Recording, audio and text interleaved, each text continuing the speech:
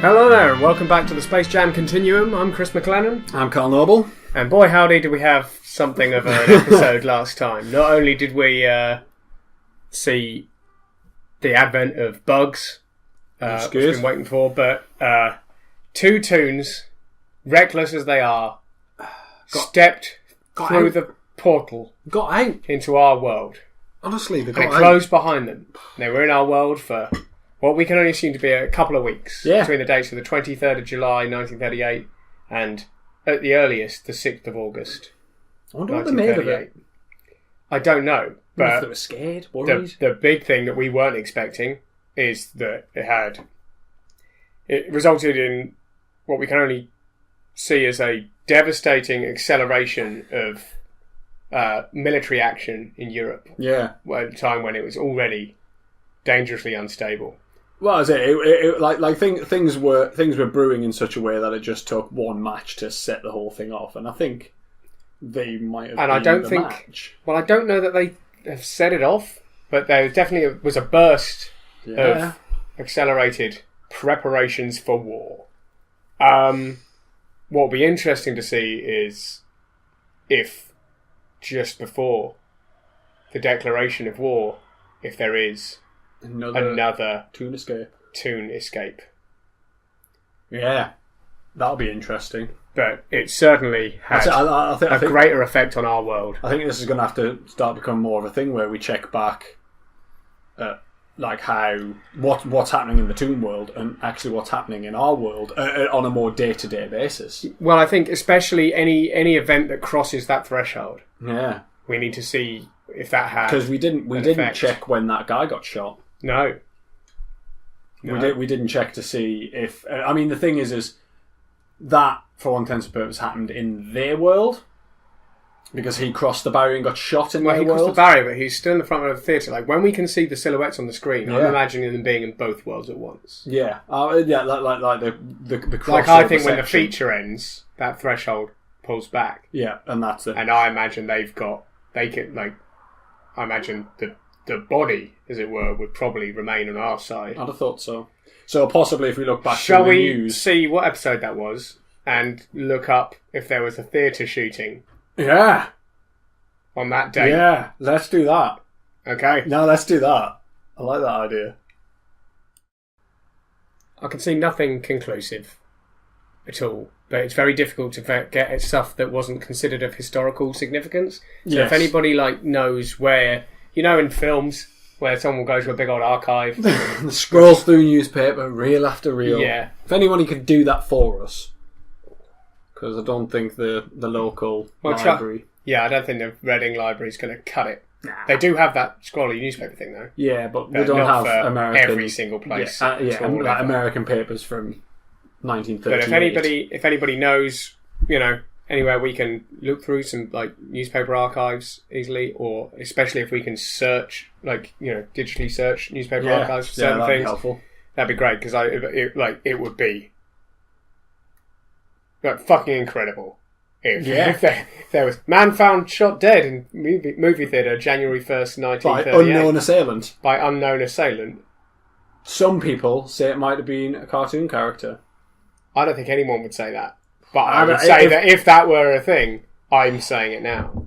Well, I'm thinking anybody who did say that probably ended up in an asylum somewhere.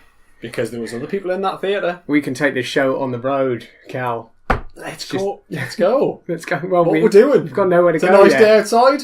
Let's get our hats. It's baking hot outside. It's horrible, but if we go somewhere else, it might be nicer. It's true. But yeah, I think we're going to have to leave that by the wayside for now. I think so. And take a little trip back to 1927 in the Tooniverse, with the follow-up to Porky's Garden.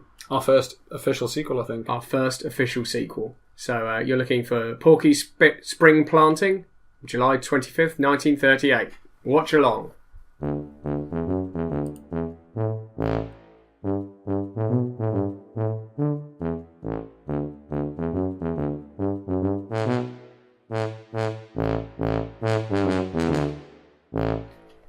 Okay, so we don't know exactly when this episode was compared to Porky's Garden. No, there's no date mentioned in it. The human neighbour is gone by the looks of things. We assume so. He's not. He doesn't crop up. Doesn't get mentioned. Doesn't get seen. But the chickens are still there. And Yeah. still terrorising Porky's Garden. Yeah, still munching it. But there's all one up. chicken who's definitely in charge now. Yeah, I've got to believe that is our little friend from before in Porky's Garden. who went sentient, Got bullied, turned sentient, ate some spinach, got big and massive. strong. Yeah, that seems to make sense. Yeah, it's interesting that human doesn't seem to be there anymore. But I don't know where that can put this episode, but I was hoping it would answer more. Yeah, I was kind of hoping that it was going to mention at least a date so we could go, right, okay, it was at this point, it was a few years later. But it didn't seem to say anything. No. So And chickens grow up real fast. Yeah. And as long as it's at least 10 weeks after, it could be anything. Yeah. But he's planting again. So I've got to presume it's a year-ish, right? I guess so. I mean, I suppose it depends what sort of climate they've got. 'Cause, we can't assume that they have a similar season. Yeah, and I guess some things just aren't that rotation that we seasonal. do. Like, some things you can just grow. Yeah, I mean, like in certain parts of America, there's you can grow probably all year round. I'd imagine. Yeah, I don't At least know. most of it. I really hope that would answer more. The chickens, I'm saying they don't like spinach though, and spinach is what got that other chicken to big and strong. What we and in assume is the charge. lead chicken. So I reckon he's been telling them, don't do it. don't eat spinach. Yeah, it's not good for I you. think he wants to maintain his position of power. Yeah, well, I mean, you would. Well, yeah. You get into that position. If you're the first one out of the group to go sentient, you're going to want to try and maintain that level, aren't you? Yeah, so it raised some sort of interesting issues on like the social politics of turning, like having that X-Men moment. Yeah. But it didn't give us much insight otherwise. No. And it then was you quite had an isolated episode. Then you had his dog. His dog, another dog there. His dog, he didn't speak, but he had a lot of like internal thoughts. Yeah. That seemed pretty anti what we've seen in 1937, 1938, like the pretty heavily socialist way of living. Yeah, he didn't seem to want to get involved in that. No. Apart from the fact he wanted his social security to come through. Yeah, like I think Because so he's definitely torn on it. Yeah, he seemed to be under the impression that Porky asking him to help, and then he was like, well, I don't need to put up with this once my social security comes in. So whether he's there... So is he there as an employee? He must be getting something out of it. Maybe it's just free room and board for being a he sub. was given a bone and he put it in a safe and put it underground and said, none of that share the wealth stuff for me. Yeah, so are bones used as currency? Maybe amongst the dogs. Maybe. Because why else would you put it in a self-centered, safe? quite capitalist. And like that might explain why we see dogs in positions of like in the higher up positions in society. Maybe they're just a bit more ruthlessly capitalist. It would because it's definitely not a full-on socialist sense. utopia. It's definitely like it's just it's still a capitalist society. It's just with a heavy social welfare. Yeah, I mean, system. Again, he did seem quite keen. And he was quite pro on the social welfare. Yeah, he seemed quite keen to get that. But he didn't want to share what he had. Yeah. It was, this bone's mine because it's mine. I'm not sharing it, but I want a share of that money that could be mine. Yeah, so maybe dogs are just more ruthlessly, the money is mine, it's all mine. Yeah, which is odd because that fits more in more for a cat than it does for a dog. I haven't seen a lot of cats. No, we haven't. I'm just talking about cats in general. We'll see what they're like, I'm sure. In time to come. But yeah, not particularly hugely informative, that fella. We're back on Porky and Daffy now in the creatively named Porky and Daffy from August 6th, 1938, which is like because Porky's spring planting was only 2 days after Cinderella and Egghead leapt out of the Toon world. I'm calling this as the earliest time they could have jumped back in. Yeah, so they might make a little cameo appearance in the background. We've got to keep a sharp eye on this. Sharp arms, because but then also, like, if they've jumped out and we saw it, we should be able to see them jump back in. Yeah, I mean, I was thinking, like, as soon as we're not sure it's happening in the same theatre, and I guess we're not, that's the theory we've been working on. As soon as we drop that idea, then there's always the chance that, you know, we won't see it, because we're watching from the perspective of one portal. Yes. And there could be another going on that they could have let back in through. We don't know what kind of ability they have. No, we don't. Like, to open and close those portals. That is concerning. Well, I think the only thing that's going to answer those questions is to continue watching Looney Tunes. I think we do it. Let's see if we see them jump back in. Okay, you're looking for Porky and Daffy from August 6th, 1938.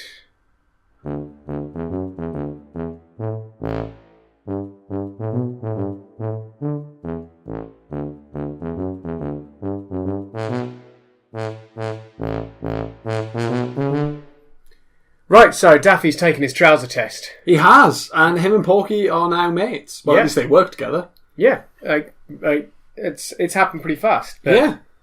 He's taken his trouser test. They're not feuding anymore. Possibly it was the, Daffy thought, right, I need to take my trouser test. Who do I know who's part of that world?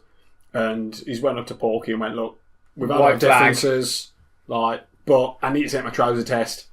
Do you think you can help me? And Porky's like, well, you need a job. The last time we saw Daffy was Quacko, was it? Yeah. Yeah, so he thought the ruse of my little tin can hat has gone on long enough. Yeah. I need to take my trouser test. Time to take the trouser test. And he did. And he's obviously asked Porky for help. Porky's given him a job. Well, Porky, I think, is chancing it. Trying to be a fight manager. Yeah. Now, I know in the last episode we thought that chicken might have been the chicken from before, and it still could be. Yeah. But this chicken looks considerably like the chicken who ate a load of spinach and became mighty in Porky's garden. Yeah. And this chicken is massively strong. Now he's massively strong. So he's obviously got a spinach habit. If we take Porky's spring planting to be only a short while after Porky's garden, and he's been eating spinach, telling the other chickens not to do it, because obviously, I think it's mostly going to be chickens who are boxing because it's cockfighting, right? Yes, exactly. So he's been telling the other chickens not to do it. He's been getting massive because he knows the spinach. He knows the Popeye secret. You eat a load of spinach, you get big. So he's massive now. Yeah. And Porky gets Daffy a fighting this giant chicken fella. Yeah, because he's like world champion boxer.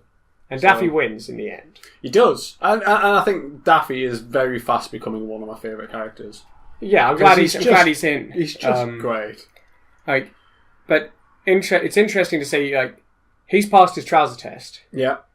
But he seems perfectly happy to use his Toon powers. I think that's because he's mental. Yeah. He just does not care. Not two shits given. No. I think it will have taken him quite a few goes to get his trouser license.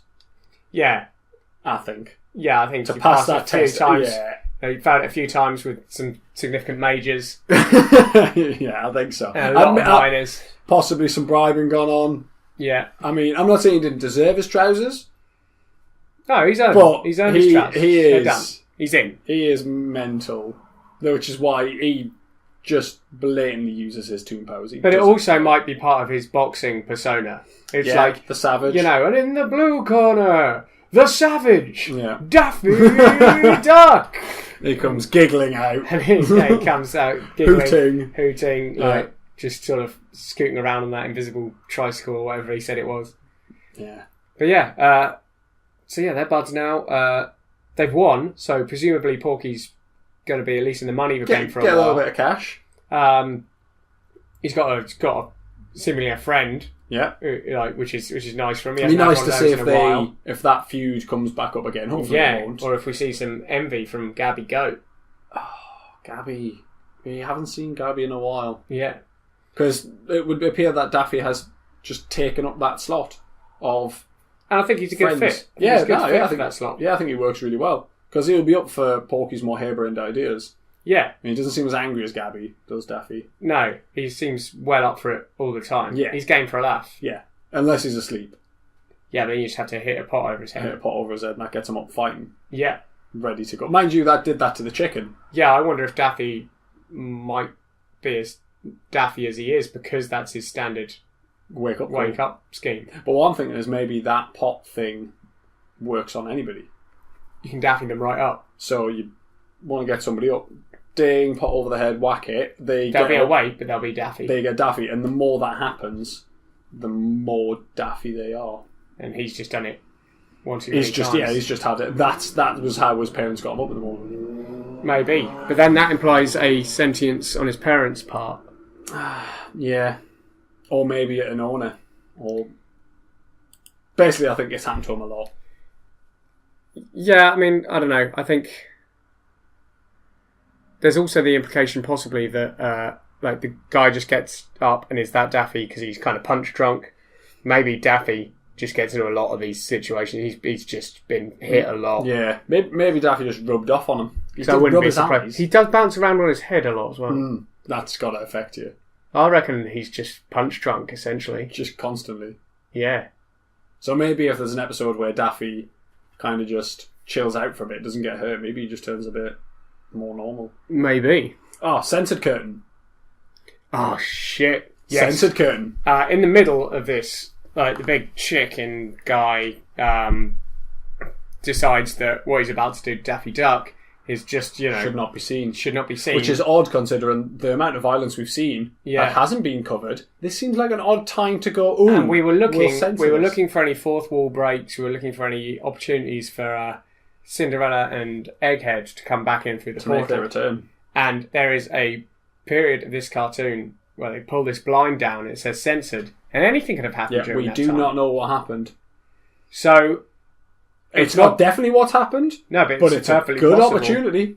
And we were looking for anything suspicious in this episode.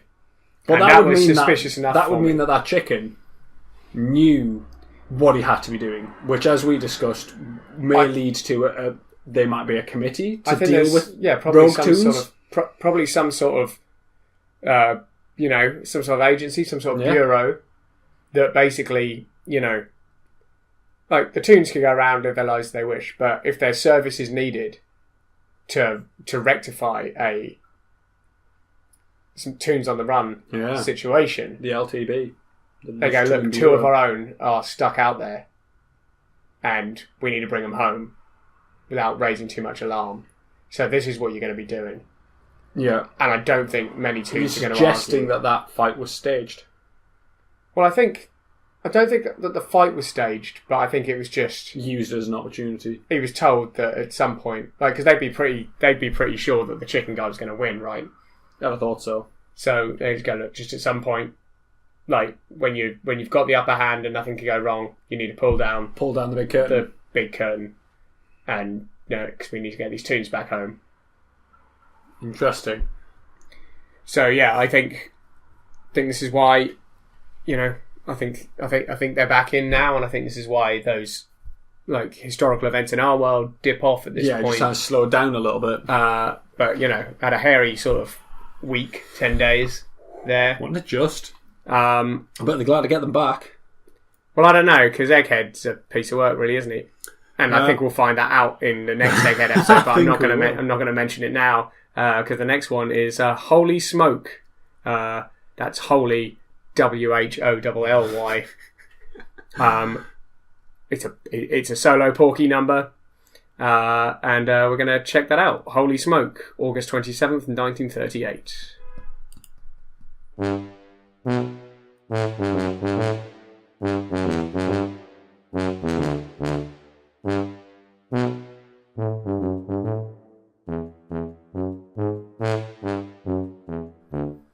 Okay, a bit of an insight into Porky's childhood there. Yeah, full-on anti-children smoking episode. Yeah, which is not what I really expected. No, from that era, to be honest. I mean, I knew there would be kind of anti-kids smoking, but it's quite blatant. Yeah, made a big deal of it. Real big deal. So, young Porky, we're not given a date, but he's going to Sunday school. He comes downstairs. His mum, she's got quite a thick accent. Yeah. So, Porky, some sort of immigrant family? It would seem so. His dad didn't, though, in the previous episode. So, possibly his mother's just... Maybe just his mother. Yeah. Possibly just the mother. But yeah, he's going to Sunday school. He's given a nickel to put in the collection in church. Yeah. On the way there, he sees a kid dog. Yeah. Who we're presuming is Dirty Diggs. He definitely seemed very Dirty Diggs-esque. And he's smoking away. Yeah, he's chugging on a big cigar, doing plenty of smoke tricks. Some pretty impressive horseshoes. Throws those round the fire hydrant, then smoke target, smoke arrow through smoke duck. Smoke duck. Which flies off. And Porky bets that he can do just as well. Yeah. Well, Porky starts off as a, don't you know what happens to like kids who smoke? And but he gets goaded into this competition, and Porky does pretty well at the smoke tricks. He does pretty good. He does bet his nickel, and Dirty Diggs just takes his nickel and walks off while Porky's practicing. Yeah. Then Porky gets, into a tobacco. Well, he gets into some sort of Stone? weird tobacco-induced, dream state. Yeah. And he finds himself in a cigar shop. Yeah. And is greeted by a weird-looking character, Nicotine. Yeah. Who shrinks him. He shrinks him, and they have a walk around the cigar shop, and it's sort of a musical number, and he basically pumps Porky full of smoke. Yeah. There's some questionable bits during that. But all the cigars and things are coming to life. There's some... they really go for it on the racial stereotyping front. There's Havanas with sort of sombreros dancing around. A pipe cleaner dips his head into a pipe, cleans it, and then pulls out, and comes out and he's full blackface, and he's singing the matches, full blackface, they're singing. Yeah. So it's pretty iffy on that front, which is interesting, like, having had a couple of pretty tame episodes on that front while Egghead was out of it, and now he's back in. Now we're straight back in. Yeah. Straight back in with that. I think an Egghead's a bad influence. But mostly it seems like not standard episode, but like, it hasn't thrown many questions into the mix. No. We found out a bit about Porky's family, but apart from that, not a great deal. No. There wasn't a lot going on. We know why he doesn't smoke. Yeah, because he had a bad experience with nicotine. Yeah, but even though we assumed that was dream state. Yeah, but it was enough. It was a bad experience. Pretty harrowing. Yeah. But yeah, speaking of Egghead being back in and rocking the boat again in his sort of strange, racist way, I'm not looking forward to. And I'm sorry to tell you, Cal, that it's a triple Cal episode. These guys are Cal Dalton, as watched by Cal Noble. The title doesn't lead us to think it's going to be very good, but that doesn't mean that's not. So, I'd read it slightly different, and I think it's still what they're going for, but I read Aladdin Baghdad, but I didn't notice they were linked together, so it's Aladdin. It's going to be an Aladdin bit. Egghead gets around the historical things. He did a Wild Westy one. He did. I'm thinking he's just cruising about those human towns that are just in, So, although I wish we didn't have to. We're about to watch something called Aladdin Baghdad. Yeah, it's not in the Censored 11 lot, so... It's not Censored 11, so here we go. Aladdin Baghdad, August 27th, 1938. Watch along. I don't want to do this alone. No, we're in it together. We're all in this thing together.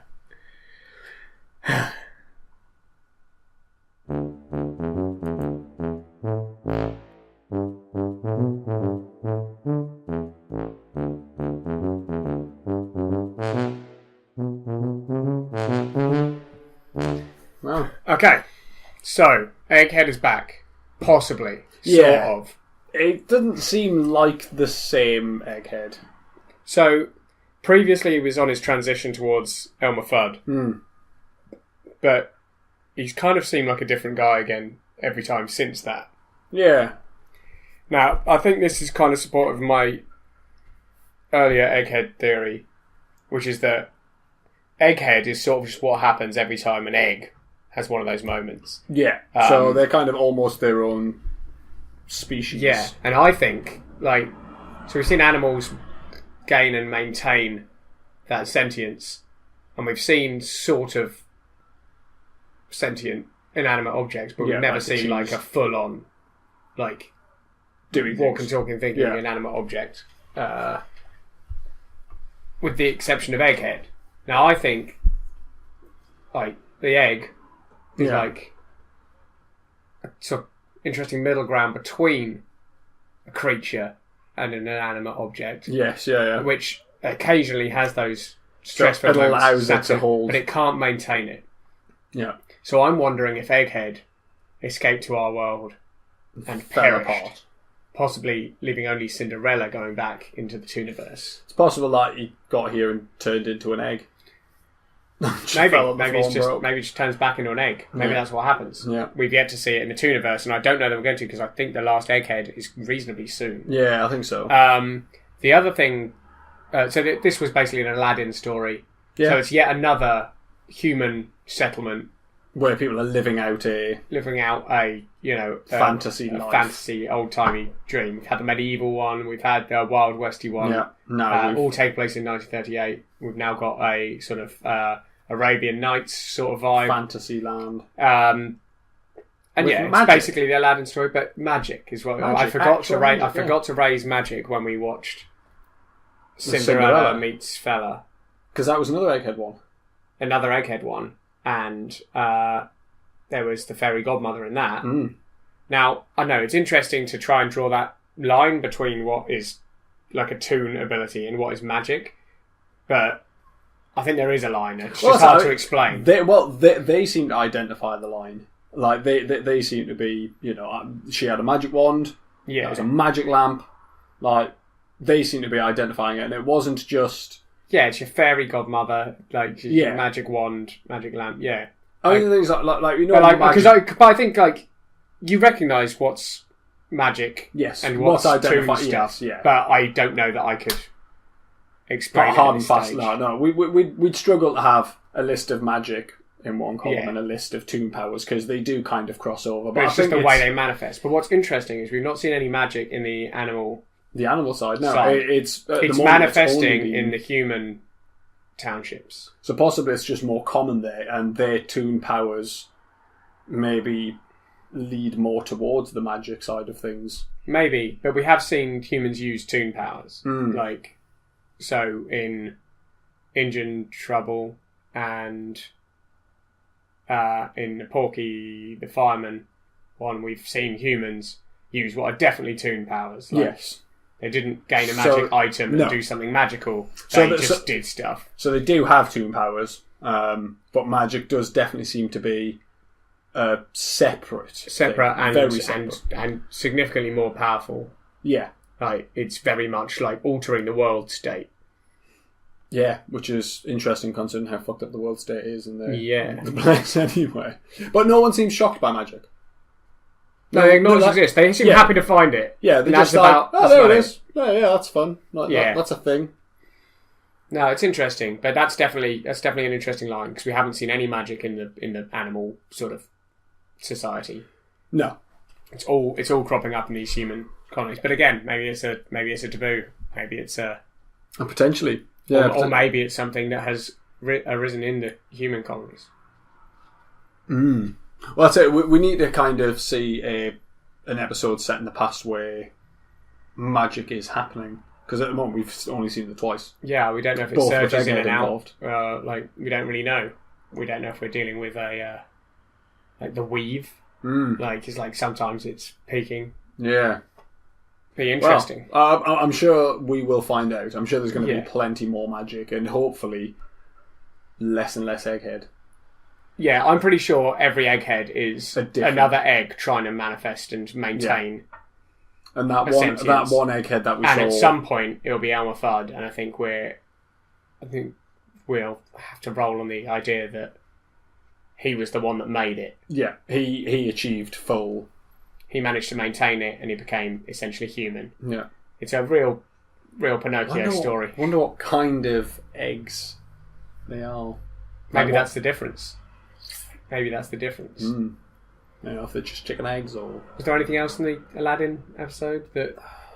it was mainly just sort of a lot of Aladdin stuff in a row, really. Yeah. Yeah, there wasn't really a lot to kind of to say, other than the magic side of it. There wasn't a lot which I think affects the world at all. No. I mean, yeah, it's as you say, like... Main take-homes from that episode are that there is magic as well as toon powers, and it is a different thing. The eggheads we've got, we are rolling with the fact that they are different eggheads. Different eggs. Yeah. Different eggs being used as, well, yeah, piloting weird piloting, but where are they getting these bodies from? Who's manufacturing them? I don't know. Maybe it's just, I don't know, it's something inert. It's it's something... What they just do? Something innate. It's something they just... It's the first thought of an egg. I need to get that together. Yeah, but how do they make the body? No hands. I don't know. There's got to be somebody doing it for them. Maybe. Like a proper Geppetto sort of character for eggheads. Yeah. I can't remember what the proper name for Geppetto is in the Pinocchio story. It's something ridiculous, really long. Yeah, I don't know. I got nothing for you. All right. I like Geppetto, that'll do. Okay, next up then, it's another egghead number, so maybe we will we'll find out. Oh, egghead. Is this Tex Avery one? It is a Tex Avery one, so get your racism hats on. It's called A Feud There Was, and it was released in September 24th, 1938. And we'll see what that can tell us about this whole egghead situation. More eggheads.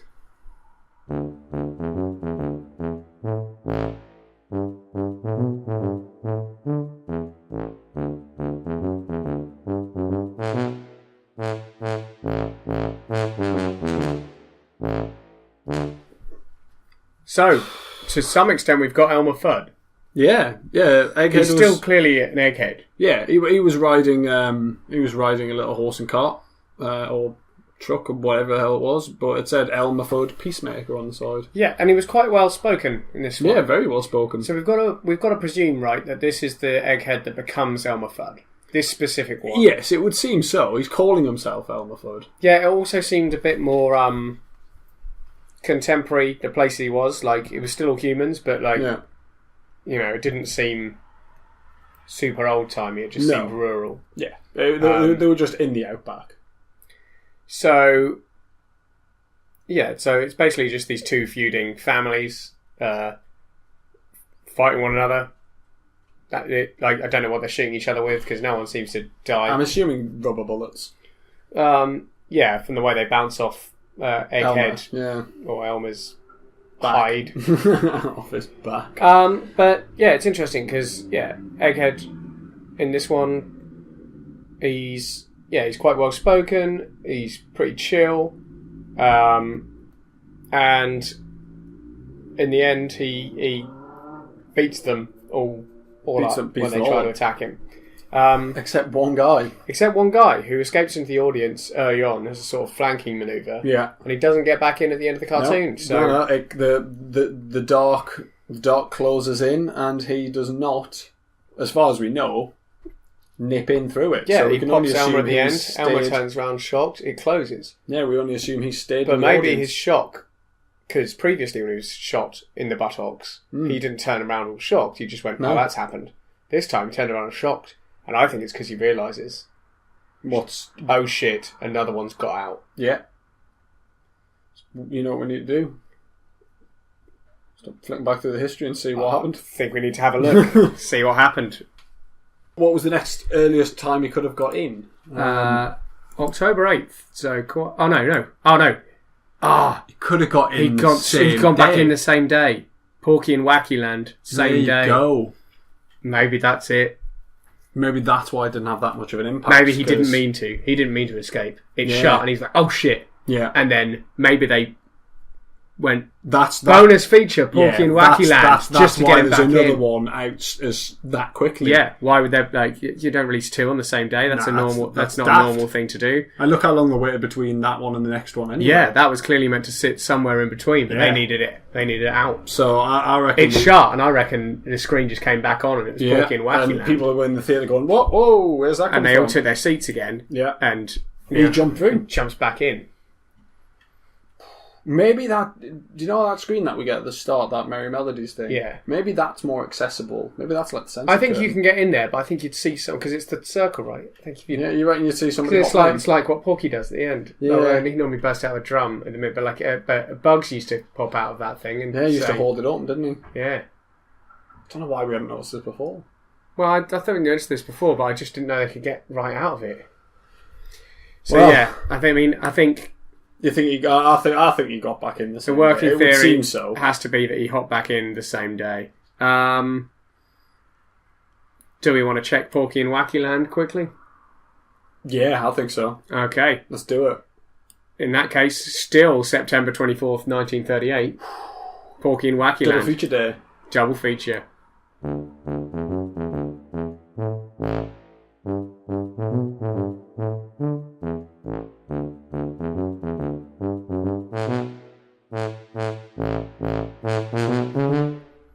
Load of horse shit. Bullshit, They're trying to pull the ball over our eyes. Bullshit episode. That did not need to happen. That was nonsense from start to finish. First up, we're pretty sure they got the escape to. Oh crap!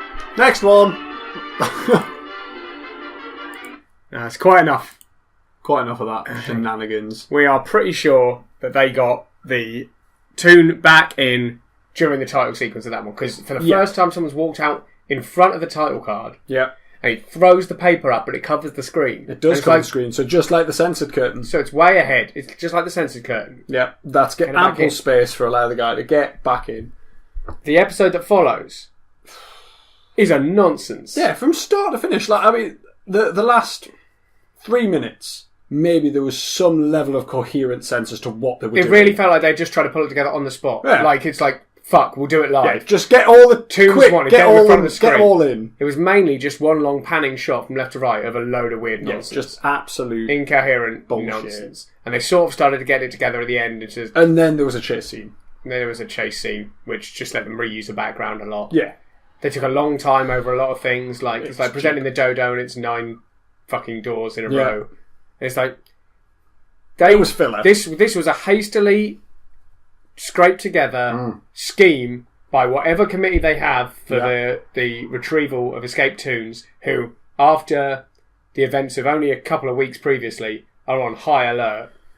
They're not letting one be out for 2 weeks. I mean, the thing is like as we said earlier, I don't think that guy meant to get out. I don't think he intended to get out. So he was happy to get in at the earliest opportunity. Yeah.